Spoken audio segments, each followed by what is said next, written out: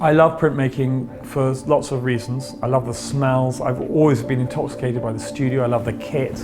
I love the aesthetic of it. I like the way it's collaborative because painting gets very, very lonely.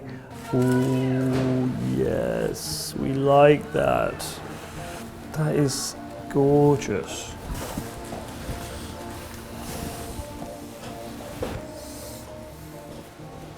Sexy colours.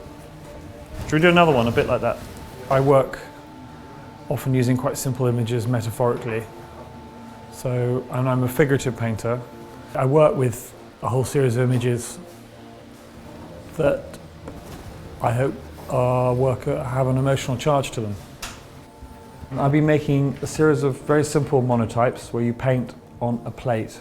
In this case, we're using a piece of wood with a lovely wood grain. And then we paint on the plate and then put a piece of wet paper over the plate, and we pass them through this press, and the image on the wood gets transferred to the piece of paper. The monotypes are very connected to the process of painting. I'm using the same gestural strokes and movements of painting. Large areas of sweeping colour with flat varnishing brushes, and then you're kind of using paint like a blunderbuss and it squidges all over the place. So you're never quite sure where an iris is or an edge is to the ink. I love painting, but it's really difficult to bring a painting off.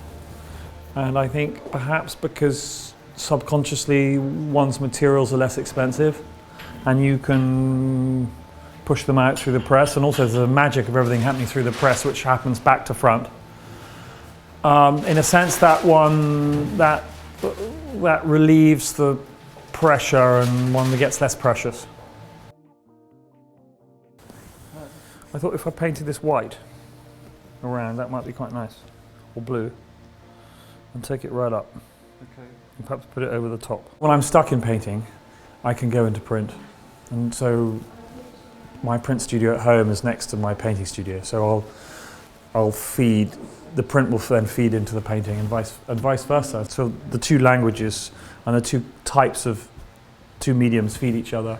Sometimes I clutter up my images too much. And at the moment I'm finding these monotypes are quite freeing because it can't be too cluttered a monotype, otherwise it just gets really confusing and over congested and sort of clotted. Whereas I'm trying to make them really fresh and open, and that's going to feed back into my painting.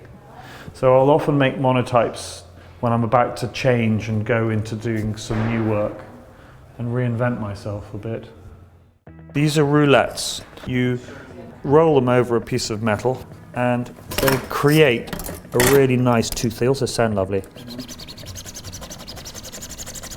And that holds ink. You can then burnish things out and take out that tooth so that when you ink it up, the ink won't stay in that area. So here you have a very delicate little thing. It's not going to be very strong, so it's for making quite soft marks. And with this one, you can be much bigger and butcher. You know, you can really dig into the thing. Doing a dry point is much more like drawing, where the mark you make with a scribe is like the tip of your pencil on a piece of paper. Dry point is such a gorgeous medium, I think, because it's so quick.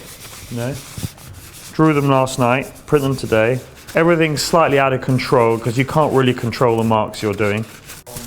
Well, what other job can you get lovely and filthy like this, apart from mining? Or so nice getting filthy. See, I want that figure to be like the only light in the forest.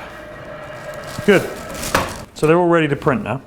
The press bashes the image into submission through the pressure, which is a couple of tons per square inch or whatever on here.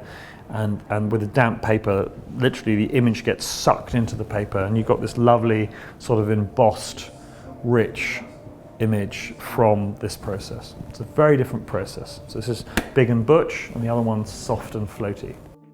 I make prints because I have to make them. It's a feeling in my solar plexus. When I haven't made them for some time, I get quite edgy. And it's very good for me. It's a very good part of my vocabulary, part of the sort of weight of how I make work on a daily basis. If printmaking's not there as part of the mix with drawing and painting, then I feel less of an artist. It's a very good medium for me to be a complete artist.